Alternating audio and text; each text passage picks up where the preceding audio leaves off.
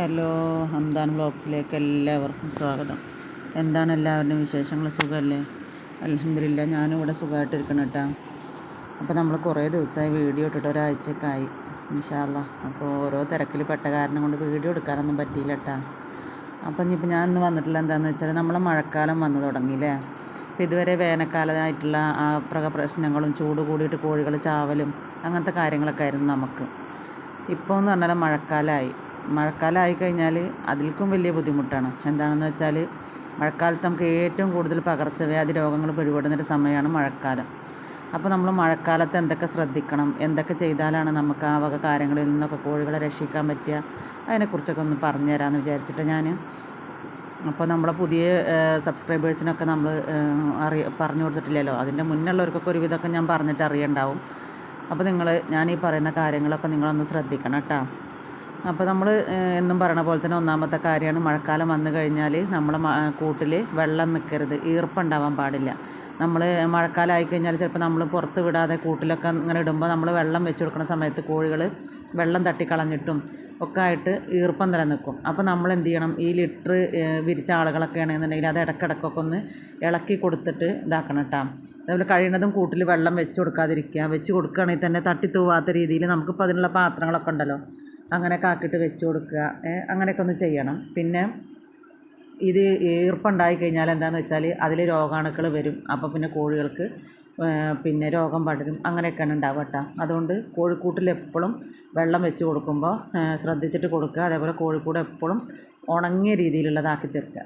പിന്നൊരു സംഭവം എന്താണെന്ന് വെച്ചാൽ നല്ല ശുദ്ധമായ കുടിവെള്ളം നൽകുക. നമുക്കറിയാലോ, മഴക്കാലത്ത് വെള്ളം പിന്നെ കെട്ടിക്കിടക്കുന്ന സ്ഥലങ്ങളുണ്ടാകും. വെള്ളപ്പാത്രം ദിവസം കഴുകണം. അതേപോലെ ഈ മലിനജലം ഉണ്ടാവുമല്ലോ, ഈ കെട്ടിക്കിടക്കുന്ന വെള്ളങ്ങളൊക്കെ കോഴികൾ കുടിക്കുമ്പോൾ അതിൽ കൂടെ വയറിളക്കം രോഗങ്ങളൊക്കെ വരാൻ സാധ്യതയുണ്ട്.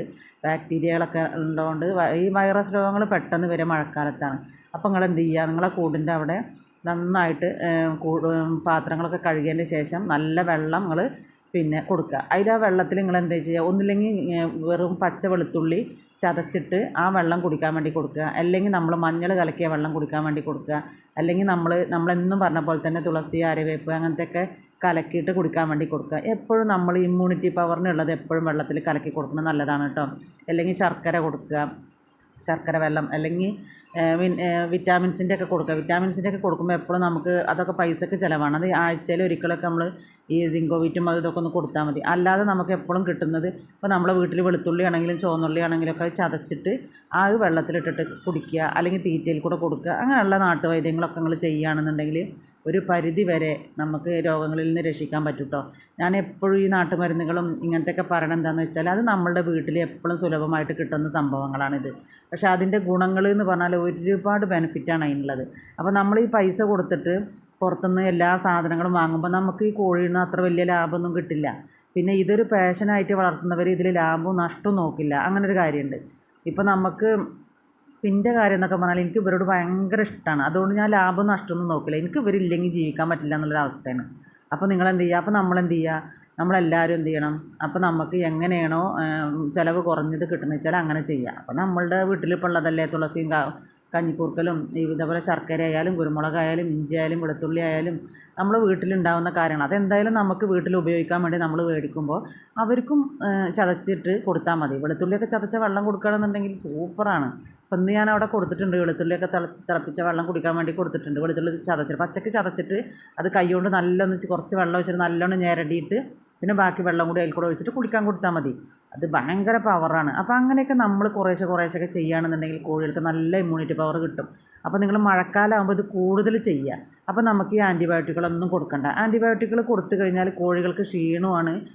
അത് ഭയങ്കര ഒരു ഇതാണ്. ഇങ്ങനെ നമ്മൾ ഇടയ്ക്കിടയ്ക്ക് ഇങ്ങനത്തെ കാര്യങ്ങൾ കൊടുക്കുമ്പോൾ നമ്മളെ കോഴികൾക്ക് ഇമ്മ്യൂണിറ്റി പവർ കൂടുക ചെയ്യുക. അങ്ങനെ പെട്ടെന്നൊന്നും അസുഖങ്ങൾ വരില്ല.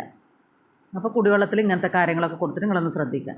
പിന്നെയെന്ന് പറഞ്ഞാൽ നല്ല വായുസഞ്ചാരം എന്ന് ഞാൻ എപ്പോഴും പറയാറുണ്ട്. കാരണം കൂട്ടിൽ കോഴികളുടെ കാഷ്ടത്തിൽ അമോണിയ ഫോം ചെയ്യുന്ന കാരണം കൊണ്ട് അത് കോഴികളുടെ ശ്വാസകോശത്തിനും ശ്വസിക്കാനും അവർക്ക് മരണം വരെ സംഭവിക്കാനുള്ളൊരു സംഭവമാണ് ഈ അമോണിയ വാതകം കൊണ്ടുണ്ടാകുന്നത്. അപ്പോൾ നിങ്ങളെന്താ ചെയ്യേണ്ടതെന്ന് വെച്ചാൽ എപ്പോഴും കൂട് ഇങ്ങനെ പിന്നെ നീറ്റ് ആൻഡ് ക്ലീൻ ആക്കിയിട്ട് ഇടും ചെയ്യുക. പിന്നെ വായുസഞ്ചാരം ഉണ്ടാവും ചെയ്യുക. ഇപ്പോൾ മഴക്കാലമൊക്കെ വരുമ്പോൾ രാത്രി മഴയൊക്കെ പെയ്യുകയാണെന്നുണ്ടെങ്കിൽ നിങ്ങൾ എന്തെങ്കിലും ഒരു തുണി കൊണ്ട് കൂടൊക്കെ ഒന്ന് അടച്ചാലും നേരം വെളുത്ത് കഴിഞ്ഞാൽ വേഗം ആ തുണിയൊക്കെ ഒന്ന് മാറ്റിയിട്ട് കൂട്ടുകൂടെ അങ്ങോട്ടും ഇങ്ങോട്ടുള്ള വായുസഞ്ചാരം ഉറപ്പിച്ചിടുക. പിന്നെ അതേപോലെ കൂട് അടച്ചിടാതിരിക്കുക. ഇതേപോലെ ഇങ്ങനെ അഴിച്ചു വിട്ട് വളർത്തുന്നവരൊക്കെ ആണെന്നുണ്ടെങ്കിൽ നമ്മൾ കൂട് തുറന്ന് കോഴികളൊക്കെ ഒന്ന് പുറത്തേക്ക് വിട്ടിട്ട് അങ്ങനെ ചെയ്യാം കേട്ടോ. അങ്ങനത്തെ ഒരു വായുസഞ്ചാരം മസ്റ്റാണ് കേട്ടോ കോഴികൾക്ക്. പിന്നെ ഒരു കാര്യം എന്താണെന്ന് വെച്ചാൽ തീറ്റ നനയാതിരിക്കണം. നമ്മൾ ഈ കൊടുക്കുന്ന തീറ്റ നനഞ്ഞു കഴിഞ്ഞാൽ നമുക്ക് ഫംഗസ് ഉണ്ടാവും. ഫംഗസ് വന്നു കഴിഞ്ഞാൽ കോഴികൾക്ക് ഫംഗസ് എന്ന് വെച്ചാൽ പൂപ്പൽ ബാധ, പൂപ്പൽ പിടിച്ച തീറ്റ കോഴികൾ തിന്നും. അപ്പോൾ കോഴികൾക്ക് അസുഖങ്ങൾ വരും. അപ്പോൾ എപ്പോഴും തീറ്റ ആവശ്യത്തിന് മാത്രം ഇട്ട് കൊടുക്കുക. നിങ്ങൾക്ക് കോഴികൾക്ക് ആവശ്യത്തിനുള്ള തീറ്റ ഇട്ട് കൊടുത്തിട്ട് അത് കഴിഞ്ഞിട്ട് നിങ്ങൾ വേറെ തീറ്റ ഇട്ട് കൊടുത്താൽ മതി. അതേപോലെ ഡ്രൈ തീറ്റയൊക്കെ നിങ്ങൾ നനച്ച് കൊടുക്കാതിരിക്കുക. ഡ്രൈ തീറ്റ കൊടുക്കുന്ന സമയത്ത് നമ്മൾ പാക്കറ്റ് ഫീഡ് കൊടുക്കുന്ന സമയത്ത് നമ്മളത് അങ്ങനെ ഡ്രൈ ആയിട്ട് തന്നെ കൊടുക്കാൻ വേണ്ടി ശ്രമിക്കുക. പിന്നെ നമ്മുടെ ഫുഡ് വേസ്റ്റുകളൊക്കെ ഉണ്ടെന്നുണ്ടെങ്കിൽ അത് ഇന്നത്തെ ഫുഡ് വേസ്റ്റ് നാളൊക്കെ ഉണ്ടെന്നുണ്ടെങ്കിൽ നിങ്ങളത് കൊടുക്കണ്ട. അതിലും ഫംഗസ് വന്ന് പൂപ്പൽ ബാധയൊക്കെ വന്നാൽ കോഴികൾക്ക് അസുഖം വരും. അന്നാന്ന് കൊടുക്കുന്ന തീറ്റകൾ അന്നാന്ന് കൊടുത്തിട്ട് ആ പാത്രങ്ങൾ വൈകുന്നേരം നമ്മൾ കൂടൊക്കെ അടക്കുന്ന സമയത്ത് പാത്രങ്ങളൊക്കെ കഴുകി വെച്ച് വൃത്തിയാക്കിയിട്ട് നമ്മൾ നോക്കുക. അങ്ങനെ നമ്മൾ പാത്രങ്ങളും തീറ്റപാത്രങ്ങളും വെള്ളപാത്രങ്ങളൊക്കെ വൃത്തിയാക്കുമ്പോൾ തന്നെ ഒരുവിധം രോഗങ്ങളൊക്കെ വരാതിരിക്കും. പിന്നെ രോഗലക്ഷണങ്ങൾ എന്നും നിരീക്ഷിക്കാൻ ഞാൻ നിങ്ങളോട് എപ്പോഴും പറയാറുണ്ട്. കോഴികൾ ഭക്ഷണം കഴിക്കാതിരിക്കുക, ചിറക് താഴ്ത്തി നിൽക്കുക, തുമ്മൽ, ശ്വാസതടസ്സം, അതേപോലെ ഇതൊക്കെ കണ്ടാൽ നിങ്ങളെപ്പോഴും ശ്രദ്ധിക്കുക. ഈ മഴക്കാലത്ത് ഏറ്റവും വരുന്നൊരു അസുഖം എന്താണെന്ന് വെച്ചാൽ തുമ്മുക, മൂക്കടപ്പ്, ജലദോഷം, മൂക്കിൽ നിന്നും വായിൽ നിന്നൊക്കെ വെള്ളം വരിക, അങ്ങനത്തെയൊക്കെ സംഭവങ്ങളുണ്ട്. അപ്പോൾ അത് നിങ്ങളെപ്പോഴും ഒന്ന് ശ്രദ്ധിക്കുക. അതൊരു കോഴിക്ക് കണ്ടു കഴിഞ്ഞാൽ ഒന്നും വേണ്ട, നമ്മൾ ഈ പറഞ്ഞ പച്ചിലകൾ മരുന്നുകളും അരച്ചിട്ട് 3 നേരങ്ങൾ, ഇനിയിപ്പോൾ ഒന്നും കിട്ടാത്തവരാണെങ്കിൽ പച്ചമഞ്ഞളും തുളസിയും കഞ്ഞിക്കൂർക്കളും കൂടി അരച്ചിട്ട് പച്ചക്ക അരച്ചിട്ട് 3 നേരങ്ങൾ അവരെ വായിലൊന്ന് വെച്ച് കൊടുത്താൽ തന്നെ അസുഖം മാറും. അപ്പോൾ എന്ത് ചെയ്യുക, കൊടുക്കുന്ന സമയത്ത് മറ്റേ കോഴികൾക്കൊക്കെ കൊടുക്കാൻ വേണ്ടി ശ്രദ്ധിക്കുക. പിന്നുള്ളതാണ് മഴക്കാലത്ത് വരുന്ന ഭയങ്കര ഒരു ബുദ്ധിമുട്ടാണ് കൊതുക്, ഈച്ച, എലി അല്ലേ. എലിയുടെ പെരിച്ചാഴി, എലിയൊക്കെ നല്ലൊരു ബുദ്ധിമുട്ട്. എനിക്ക് പെരിച്ചാഴിയുടെയൊക്കെ ശല്യം നല്ല ഉണ്ട്. അപ്പോൾ നിങ്ങൾ എന്താ ചെയ്യുക, മഴക്കാലത്ത് ഇവരുടെ ശല്യം ഭയങ്കര കൂടുതലാണ്. അപ്പോൾ രോഗങ്ങൾ കൂടുതലുണ്ടാവാൻ വരെ കൊണ്ട് സാധ്യത കൂടുതലാണ്. അപ്പോൾ നിങ്ങൾ എന്താ ചെയ്യുക, ഈ വെള്ളങ്ങൾ കെട്ടിക്കിടക്കുന്ന സ്ഥലങ്ങൾ, ചിരട്ടയിൽ പോലും വെള്ളം ഉണ്ടെങ്കിൽ അതൊക്കെ നിങ്ങൾ കമിഴ്ത്തിയിടുക. അതേപോലെ നമ്മളുടെ ഈച്ച വരുന്നത് എങ്ങനെയാണെന്ന് വെച്ചാൽ ഫുഡ് വേസ്റ്റൊക്കെ തലേസത്തെ ഫുഡ് വേസ്റ്റൊക്കെ പിറ്റേസത്തൊക്കെ ഇടണമെന്നുണ്ടെങ്കിൽ ഈച്ച ശല്യം നല്ല കൂടുതലായിരിക്കും. അപ്പോൾ എന്ത് ചെയ്യുക, അതാത് കാര്യങ്ങൾ നമ്മൾ അന്ന് വൃത്തിയാക്കിയിട്ട് ചെയ്യുക. ഇപ്പോൾ ഞാനത് ഈ ചക്കയൊക്കെ ഇവിടെ ഇട്ട് കൊടുത്തിട്ടുണ്ട്. ഇതൊക്കെ ഇന്നിപ്പോൾ വൈകുന്നേരം വരെ ഒരു തിന്ന് കഴിഞ്ഞതിൻ്റെ ആക്കി കഴിഞ്ഞാൽ പിറ്റേ ദിവസം ഞാനതെടുത്തിട്ട് വേസ്റ്റിക്ക് ഇടും.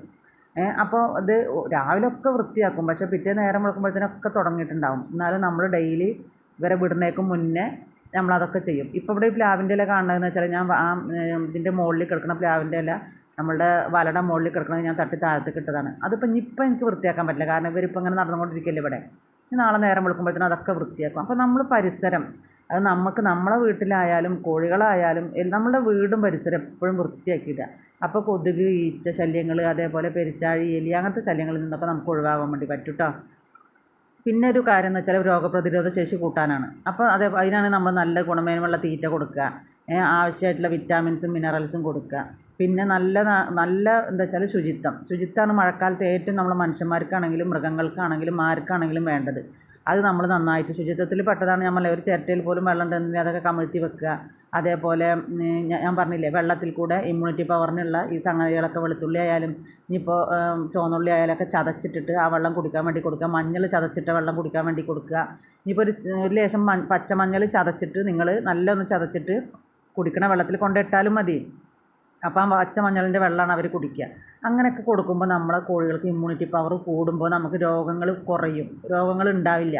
അതാണ് ഞാൻ എപ്പോഴും ഇതിനെപ്പറ്റി തന്നെ നിങ്ങളോട് പറയാൻ നിൽക്കുന്നത്. കാരണം നമുക്ക് പൈസ കൊടുത്തിട്ട് വിറ്റാമിൻസും മിനറൽസും സാധനങ്ങളും ഒക്കെ കൂടി വാങ്ങുമ്പോഴത്തേനും നമുക്ക് ഈ കോഴിയിൽ നിന്ന് ഒരു ലാഭവും കിട്ടില്ല.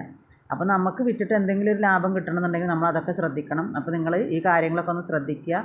അപ്പോൾ ഇങ്ങനെയൊക്കെ ശ്രദ്ധിച്ച് പോയാൽ തന്നെ നമ്മളെ കോഴികൾ രക്ഷപ്പെട്ട് വരും. മഴക്കാലത്ത് ഞാൻ ഈ പറഞ്ഞ കാര്യങ്ങൾ മസ്റ്റായിട്ട് നിങ്ങൾ ട്രൈ ചെയ്യുകയാണെന്നുണ്ടെങ്കിൽ നിങ്ങൾക്കൊരു അസുഖങ്ങളും വരില്ല. നമ്മളെ വീട്ടിലുള്ള കാര്യങ്ങൾ കൊണ്ട് തന്നെ നമുക്ക് കോഴികളെ ഇമ്മ്യൂണിറ്റി പവർ കൂട്ടാനും രോഗപ്രതിരോധ ശേഷി വർദ്ധിപ്പിക്കാനും നമുക്ക് ലാഭം കൂട്ടാനൊക്കെ പറ്റും. അപ്പോൾ അതുപോലെ നിങ്ങളൊന്ന് ചെയ്യണം കേട്ടോ. ഞാൻ എപ്പോഴും പറയണത് എന്താണെന്ന് വെച്ചാൽ പൈസ പുറത്തുനിന്ന് മരുന്ന് വാങ്ങാനും എല്ലാത്തിനും കൂടെയുള്ള പൈസ നമുക്കിതൊന്നും കിട്ടൂല. അപ്പോൾ നമ്മളെ വീട്ടിലുള്ള കാര്യങ്ങൾ കൊണ്ട് തന്നെ നമ്മൾ അഡ്ജസ്റ്റ് ചെയ്ത് ചെയ്യും. കുറച്ച് വൃത്തി മെനയിലൊക്കെ നടക്കുകയാണെന്നുണ്ടെങ്കിൽ രോഗങ്ങളിൽ നിന്നൊക്കെ രക്ഷപ്പെടാൻ പറ്റും. നിങ്ങൾ മസ്റ്റായിട്ട് കാര്യങ്ങളൊക്കെ ഒന്ന് ശ്രദ്ധിക്കുക. വീഡിയോ കാണാത്തവരാണ് കാണുക. ഷെയർ ചെയ്യാനും ലൈക്ക് ചെയ്യാനും കമൻറ്റ് ചെയ്യാനും നിങ്ങൾ മറക്കരുത്. എന്ത് കാര്യങ്ങൾ നിങ്ങൾ കമൻറ്റിലൂടെ ചോദിച്ചാലും ഞാൻ നിങ്ങൾക്ക് പറഞ്ഞു തരും കേട്ടോ. ഞാൻ എപ്പോഴും നിങ്ങൾക്ക് റിപ്ലൈ തരലുണ്ട്. എന്ത് ചോദിച്ചാലും ഞങ്ങൾക്ക് പറഞ്ഞു തരാറുണ്ട്. എനിക്കറിയുന്ന കാര്യങ്ങളൊക്കെ ഞാൻ ഇൻഷാ അല്ലാ നിങ്ങൾക്ക് പറഞ്ഞു തരുന്നുണ്ട്. വേറൊരു വീഡിയോ ആയിട്ട് ഞാൻ വരണ്ടിട്ടാ. ഇൻഷാ അല്ലാ. Thank you.